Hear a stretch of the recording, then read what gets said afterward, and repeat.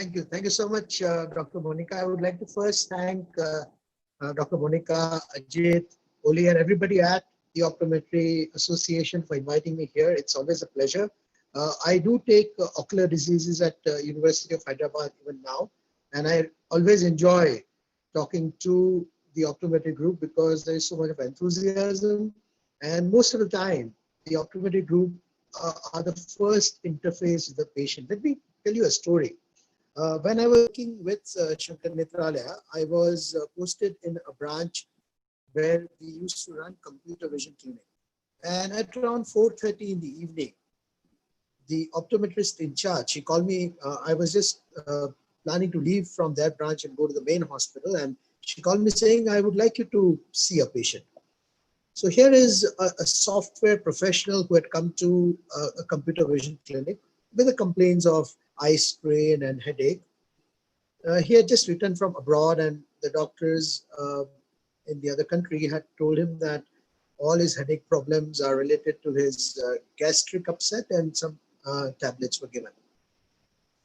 Now this optometrist who was working him up, she thought that everything was not adding up, and she did the fundus examination, and that's where she got a little suspicious. She called me saying that, you know, the optic nerves, the optic discs are not looking normal.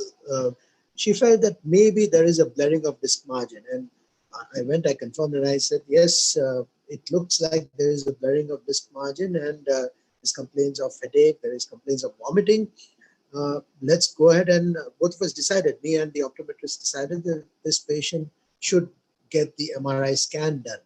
Patient went for MRI scan, came back the next day with brain tumor. But fortunately, it was picked up at a fairly early stage. Patient underwent a successful neurosurgery and recovered. So the moral of the story is that most instances, we, the eye care professionals, optometrists and ophthalmologists, may be the first people to see these patients who might be having a serious underlying neurological disorder. And if you don't act in time, there can be a serious consequences. And I'm sure that optometrist that day, because she applied her training, because she was cognizant of the fact that this can be something else, she probably saved that patient's life. So neuro-ophthalmology that way is extremely important for us. And there are a few principles. If you follow those principles, we'll be able to uncover most of these underlying problems. And the most important examination skill, or I will also say art, is examination of pupils. As Ajit has mentioned in his introduction of this webinar, pupils reflect what's going on inside our head, inside our brains. And that's where proper examination of pupils is extremely important. So today I'm going to cover two different parts of pupillary examination. And I've not purposely made any slides because this is a very clinical topic. This is a very basic topic. So I would like to go through the steps of examination of pupils, how do you do it properly, what are the things that you'll avoid when you're examining pupil.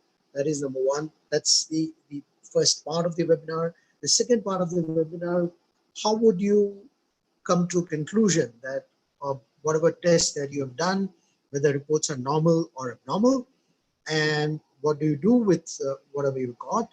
And the third part is about size of the pupil. So when you say you would like to examine the pupil, there are two aspects of pupil. One is pupillary reaction, and second is size of the pupil. So let's first talk about pupillary reaction. So the nature has given this beautiful mechanism.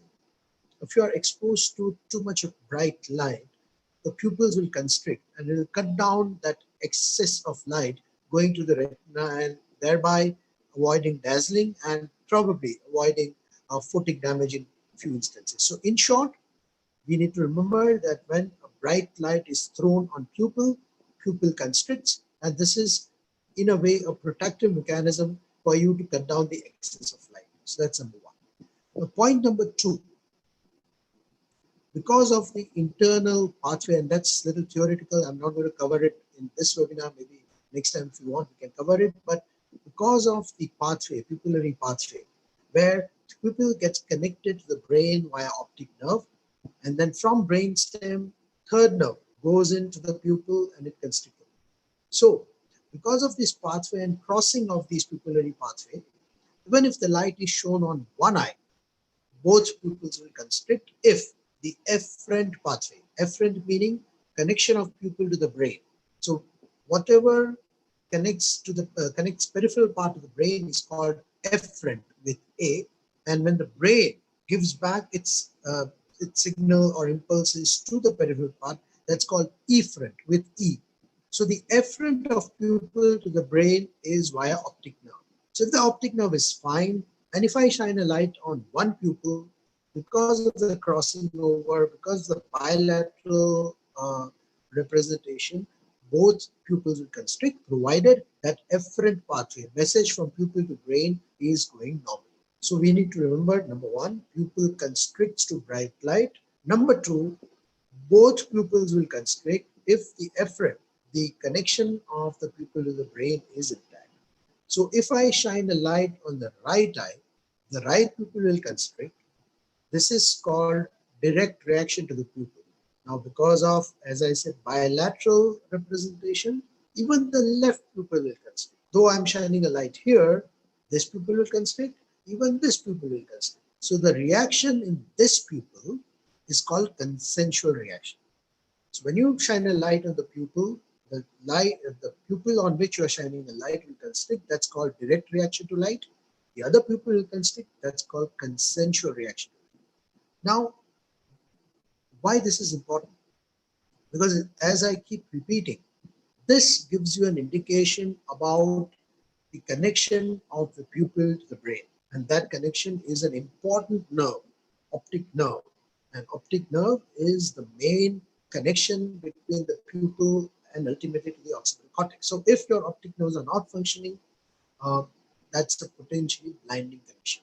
And one of the most objective and clear sign of optic nerve dysfunction, unilateral optic nerve dysfunction, is by examination of pupil. So keeping these principles in mind, let's come to the test that we'll perform, or that we should perform in every patient that we see, to find out if the pupils are reacting well or not. And that's called swinging flashlight test. Swinging flashlight test is performed to find out whether a person has RAPD, relative efferent pupillary defect. Now, let's dissect this word first, because that's very important. Relative efferent pupillary defect. So we know efferent defect because it tests the connection of pupil to the brain via optic nerve. It's a pupillary defect. What is relative? So relative means here that you are actually comparing the one visual pathway against the other. So swinging flashlight test compares the health of one optic anterior visual pathway versus the other. And if one visual pathway, anterior visual pathway, is weaker than the other visual pathway, then you'll find relative efferent pupillary defect. So we are talking about swinging flashlight test. Swinging flashlight test is done to detect relative efferent pupillary defect. And if you find relative efferent pupillary defect, you know that the patient has an optic nerve weakness on that side where you are seeing the relative efferent. So how do you perform a swinging flashlight test? Now I've got the torch with me. I'm going to demonstrate, and I hope that you'll be able to appreciate as to what I'm doing. Now, because we're working on the camera, I'm not going to switch off the light, but the prerequisite for you to perform swinging flashlight test is: 1, patient should be seated. Number 2, room light should be off. Swinging flashlight test is performed in a dark room. Please remember this. If you perform in a brightly lit room, you may not get the proper reading. So swinging flashlight test is performed in a dark room. Number 3, patient should be looking at a far object. Patient should not be looking at you. Patient should not be looking at your torch, at your light. Why is that? Because if the patient starts looking at you because you are at around 1 meter distance, or patient starts looking at torchlight, you're basically stimulating near reflex. So near reflex consists of convergence, accommodation, and meiosis. So if patient is looking at you or is looking at the light, actually there will be a meiosis because of a near reflex, and it has nothing to do with the light. And that's the reason why you don't want patient to look at you or at a torchlight. The patient should be looking at a far object. So if you're doing it in your examination room, the patient should be looking at the Snellen's chart. So room lights off, patient looks at a far object. Now, how do you do swinging flashlight test? You require a relatively bright source of light. A lot of times the mistake that we make is that the torchlight may not be bright enough or may have a central dark patch. That is something which may not give you proper reading. Now, what is most important is how do you hold a torch? Where do you project the light from? Now, all this will change your reading, mind you. You might miss the serious neurological disease just because you didn't do the test properly, or you might get a false positive result because you didn't do the test properly. So how do you do swinging flashlight test? That's part number one. So as I said, again repeating, dark room, patient looks straight. Now you have a torchlight. So what is important? As I said right in the beginning, you want to detect relative efferent pupillary defect. So what it tells you is that both optic nerves should be illuminated properly. In other words, both pupils, which reflects the function of the optic nerve, should be illuminated equally. Now, what do I mean by equal illumination? What I mean is the amount of light which goes through that pupil both pupils should be equal, and the angle at which you perform or angle at which you project the light should be equal. So it should not happen that at one eye you're projecting like this, another eye you're projecting like this. Here, the amount of light which goes through this pupil is lesser than the amount of light which goes through this pupil. So if you keep doing like this, you might concur that patient has right RMPD, but that's a false conclusion, because it's not that the RMPD is there because of the weak optic nerve, but just because you didn't illuminate the optic nerves equally. So the important aspect of swinging flashlight test is to make sure that you illuminate both pupils equally. So what generally I do is patient looks straight here and here, here and here. So angulation, I generally project it from here, and I keep the torchlight here, so I know that the angulation would not change. Right?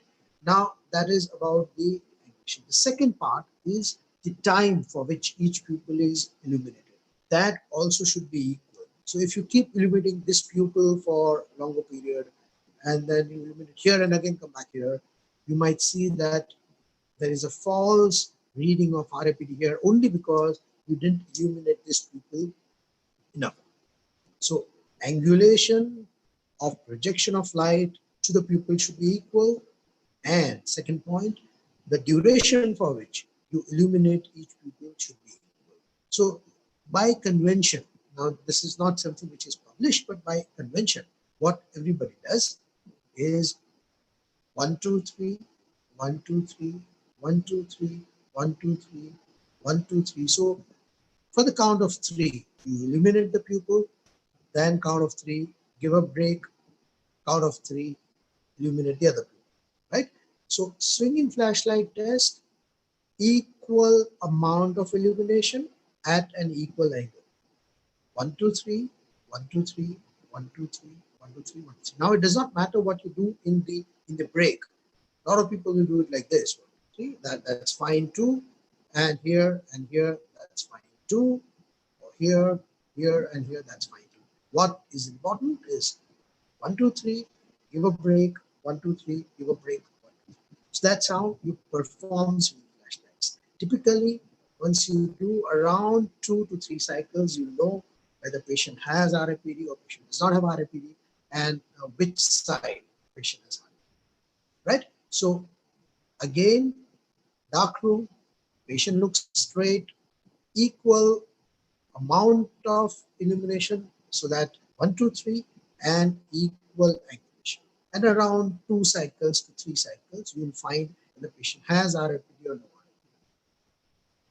Another important point when you're performing swinging flashlight test is that you are observing the pupil which is being illuminated, right? So if you throw light here, you're only worried about pupil here. You're not worried about here. When you go here, you're only worried about what's happening, how this pupil is reacting. That's very important to note. Okay, so that's how we perform a swinging flashlight test. Now let's say how to interpret it. Let's assume that I'm a patient and I have a severe optic nerve disease of the left eye. So if I have a severe optic nerve disease of the left eye connection of the pupil to the brain is weaker, while the right eye connection of the pupil to the brain is normal. Amount of impulses which will go from the left pupil to the brain will be lesser than the amount of impulses which will go from the right pupil. So in other words, you will find RAPD of the left side when you perform swinging flashlight test. So how that will be? So when you throw a light here, this pupil will constrict and will constrict briskly and will stay there. So you throw light, pupil is like this in the dark. Now when you throw light, it will constrict and then it will stay there. Right pupil, because the visual pathway is fine. Now, I told you right in the beginning that if this pathway is fine, when you throw a light here, because of bilateral presentation, both pupils will constrict. And for exercise, what is this called? And what is this called? So this is called a direct reaction. This is called a consensual reaction. So in our patient, in our example, when I shine a light here, pupil in the right eye will constrict. Now, because the optic nerve is fine, pupil in the left eye also would have constricted. Now, what I'm going to do, 1, 2, 3, and I'm going to go here. Now, this visual pathway is not healthy. The pupil had constricted because this visual pathway was healthy and you had shown a light here. When I come here, because this visual pathway is not healthy, now this pupil will start dilating. When this pupil starts dilating, conversely, even this pupil will dilate. So when I go from here to here, this pupil will start dilating. And even the right pupil would have dilated. Again, I go from here to here. This will now start constricting because the visual pathway here is fine. So if I keep doing this, constricts, starts dilating, starts constricting, starts dilating, signifying relative afferent pupillary defect of the left side, and it tells you that the optic pathway, the anterior visual pathway of the left side is not healthy. So that's how you perform swinging flashlight test, and that's how you conclude whether the patient has relative afferent pupillary defect or has no relative afferent pupillary defect. Now, another important factor that we all should know, and this is especially important if you are going to do research on the visual pathway and if you are using pupil as a marker, is how do you grade the RAPD?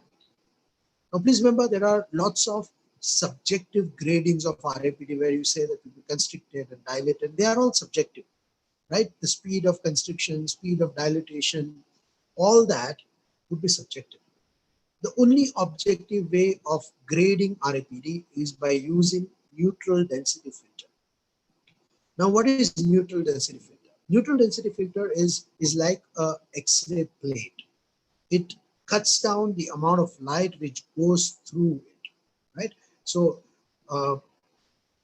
it comes in 4 strengths: 0.3, 0.6, 0.9, and 1.2. These are the 4 strengths on which this neutral density filter is available. So how do you grade using a neutral density filter? You would, as I said, it's an X-ray plate. So now in our example, I told you that this patient has a RAPD of the left side. So what do? You place a neutral density filter in front of the right eye. You now already know. You are going to grade what is the RMPD. So you pick up 0.3 log unit of neutral density filter and place it in front of the right eye. So when you place it in front of the right eye, it cuts down the amount of light which goes through the visual pathway by placing an artificial barrier, which is a neutral density filter. So you put 0.3 here and perform swinging flashlight test. Remember, when there was no neutral density filter, this pupil was constricting well and this pupil was dilating because the visual pathway here was weaker than here. Now what you are doing by placing a neutral density filter, you are cutting down the amount of light which passes through and trying to artificially match the weakness of the left pathway. So here this pathway is fine, amount of light is going through. Here you keep cutting artificially by placing those neutral density filter till this eye, the left pupil is constricting less because of the weakness of the optic nerve. Here now it will constrict less because the amount of light which goes through is lesser in the normal eye.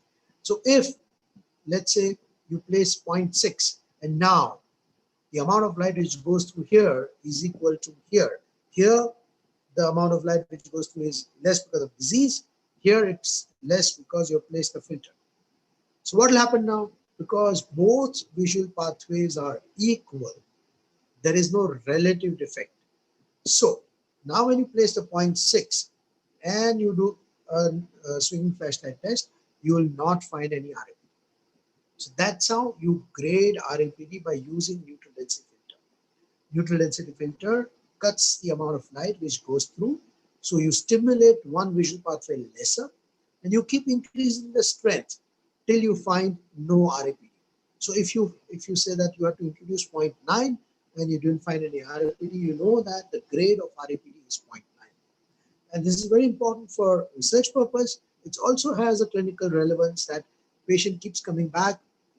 And if you keep doing this grading of RMPD, and let's say the patient came back with an optic nerve disease and first time the grade was 1.2, that means you had to place a lot of obstruction to the light in a normal eye to stimulate the RMPD.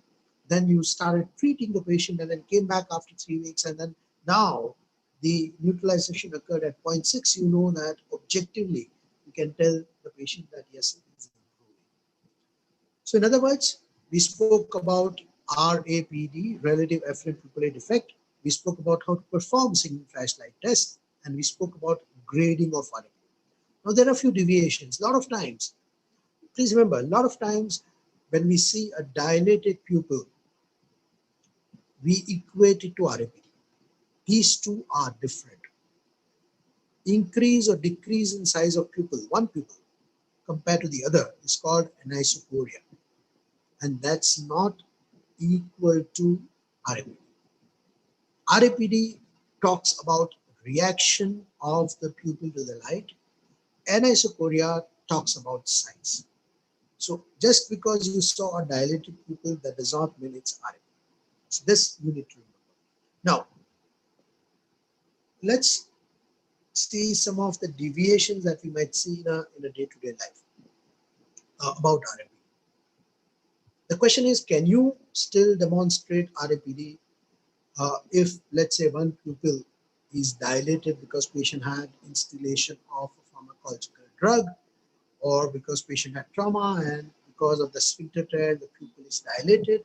Can you still demonstrate relative afferent pupillary defect? That's the question. The answer is yes. So let's say, for example, patient had a trauma in the right pupil, and the right pupil is now dilated because of the sphincter damage. So right pupil is dilated and it's not reacting at all because locally pupil is damaged. The left pupil is fine. Question is, with this large right pupil, small left pupil, can you still speak about the swinging flashlight test and relative afferent pupillary defect? Because you're talking about the reaction, you can say yes, you can. How? Now let's say right pupil is dilated because trauma, left pupil is normal size, and the right pupil, right optic nerve also is damaged because of trauma. So now the question is, can you do swinging flashlight test and demonstrate that this pupil, this eye has a RAPD? You can. How? So you throw a light to the right pupil. Right pupil is dilated, right optic nerve is damaged. When you shine a light, nothing is going to happen, right? But you still observe only this pupil. Now you swing it to the left pupil. Remember, right optic nerve was damaged. Because right optic nerve was damaged, this pupil would not have constricted much. When you swing a light to the left pupil, which has a normal optic nerve, it will start constricting. Now you swing it back to the right pupil, this will remain dilated because the pupil is because the sphincter is damaged. Now because you came to the right pupil, this pupil would have dilated. You're not seeing it when you're doing flashlight test. Now you go back to the left pupil, it will start constricting. So you can still come to a conclusion that right pupil, which was not available for you for observation because of the local trauma, you can still perform a swinging flashlight test. You can still come to a conclusion whether that anterior visual pathway is functioning well or not functioning well. Please remember, swinging flashlight test and RAPD are extremely important, and if you have any confusion when we come to the discussion part, we'll be happy to answer the questions. But just to summarize, RAPD is the objective test of an optic nerve function. It is demonstrated by performing swinging flashlight test. Swinging flashlight test is performed in a dark room, patient looking straight. Both pupils should be equally illuminated, equal amount of time, and equal angulation. Conventionally 1, 2, 3, 1, 2, 3, 1, 2, 3. You observe the pupil which is getting illuminated. It is based on the principle that pupils react, both pupils react, direct reaction and consensual reaction, but you don't observe or talk about the pupil which you are not illuminated. In swinging flashlight test, you only worry about the pupil that you are illuminating. The objective way of grading RAPD is by using neutral density filter, which is placed in front of supposedly normal eye. And even if one sphincter is damaged, or if there is installation of a mydriatic drop in one pupil, you can still perform a swinging flashlight test and come to a reasonable conclusion. So that's about the efferent defect. Swinging flashlight test, relative efferent pupillary defect. Efferent pathway, connection of pupil to the brain is by second cranial nerve, which is optic nerve. Please perform this swinging flashlight test in all the patients because it's the only objective way and a very important demonstration of the anti-visual pathway. Now we come to the second part of the pupil, which is the size of the pupil. You can see a lot of times that when you examine the pupils, and you will find that the size of the pupil is not equal. One pupil is larger than the other. So anisocoria, or difference in the size of the pupil, is a function, is the demonstration, is the sign of an efferent problem, brain to pupil. Now, how the size of the pupil is managed? It is managed by sympathetic system and a parasympathetic system. If you know, I think in the last class it was covered that the sympathetic system, the drugs which are sympathomimetic, which stimulates the sympathetic system, would lead to dilatation of pupil, while the stimulation of the parasympathetic system will lead to constriction of pupil. And because both these systems work in tandem, the pupil remain of equal and of normal size. Now, if one of these systems is not functioning in one of the eye, then pupil will become larger or smaller in that eye. So if sympathetic system is not functioning, the pupil in that eye will become smaller. If parasympathetic system is not functioning, then pupil in that eye will become larger. This is something which you need to remember, and you should not make a mistake, especially if you are in your exam scenario in OD. This is something which can be asked in your Viva, it can be asked in your MCQs, it can be, the pupil can be a full question as well. I generally end up asking about pupil in couple of sections in OD at University of Hyderabad. So please make sure that you remember this. Sympathetic system, if it's not functioning, the pupil on that side becomes smaller. Parasympathetic system, if it's not functioning, pupil on that side becomes larger.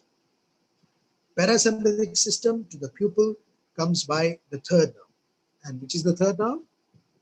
Oculomotor.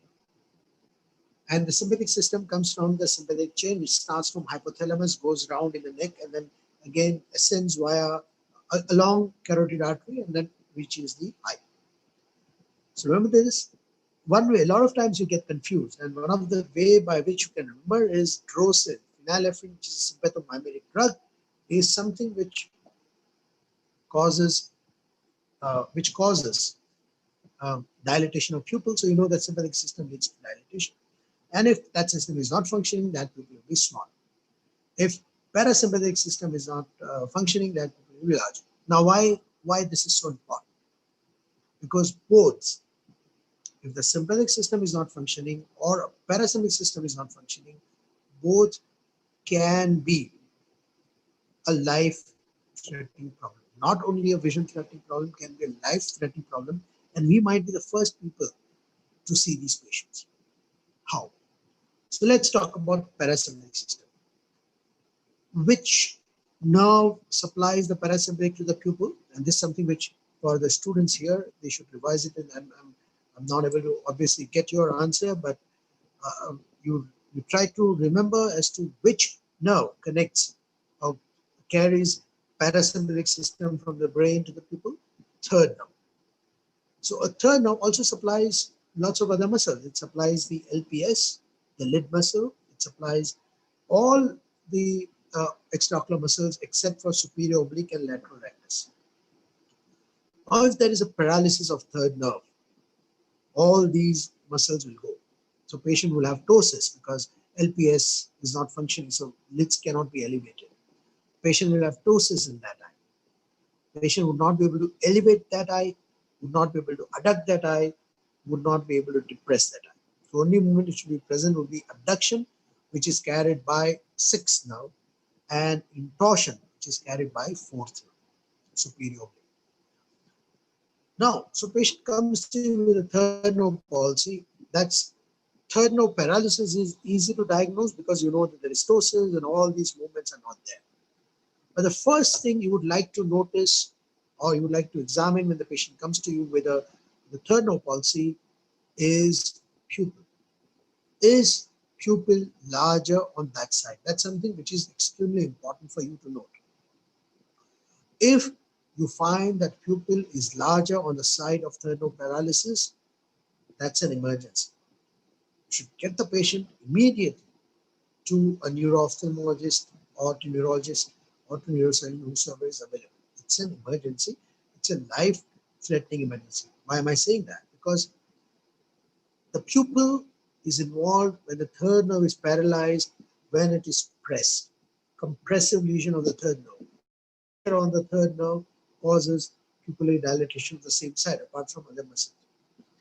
Now, if third nerve paralysis is cause a pupillary dilatation, the commonest compressive lesion of the third nerve is a vascular problem called aneurysm. So there is an artery called posterior communicating artery. This is something which is very important for you, especially the students who are going to write the OD exam. This might end up, you might end up getting a question on that.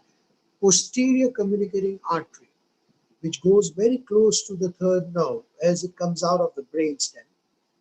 It can have a problem called aneurysm. So the artery can become bigger. And because it has become bigger, it can press on the third nerve. And when it presses on the third nerve is paralyzed. At the same time, the pupil also gets dilated. So if it's because of aneurysm can bleed and it can lead to hemorrhage, subarachnoid hemorrhage, which can be, basically it leads to brain hemorrhage, which can lead to either mortality, patient can die, or patient would have a permanent residual neurological deficit. So please remember, anisocoria is a serious problem. Now anisocoria is different in size of the pupil. We're talking about if a larger pupil is a normal pupil, then it's a parasympathetic problem, and that comes because of the third nerve palsy.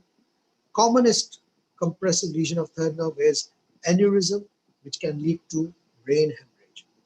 So a larger pupil at fault, it can be life-threatening. Let's look at the sympathetic system. If the sympathetic system is not functioning, the affected pupil will be smaller. Now, and that's called Horner syndrome. So patients with Horner syndrome, if they complain of pain, especially pain here, a neck pain, then that's an emergency. So how? A painful Horner syndrome, especially a patient with a headache and neck pain, can be because of what is called dissection of larger vessels. So, as I said, sympathetic system ascends through the neck along carotid artery. And if the carotid artery wall is weaker, patient can have pain and patient can come to us with Horner syndrome. Now, this is also an emergency because the artery wall is now weak. That can lead to, if not treated, can lead to stroke or heart attack. So that's the reason I said anisocoria can be the first sign or sometimes the only sign of underlying problem which can be life-threatening. Larger pupil, third nerve palsy, aneurysm. Smaller pupil, Horner syndrome with neck pain, dissection of larger vessels. So these are extremely important points to know. Also, now if the patient comes to you with an unequal size of pupil, how do you know what is a problem, which eye is a problem? Remember, the anisocoria can be physiological.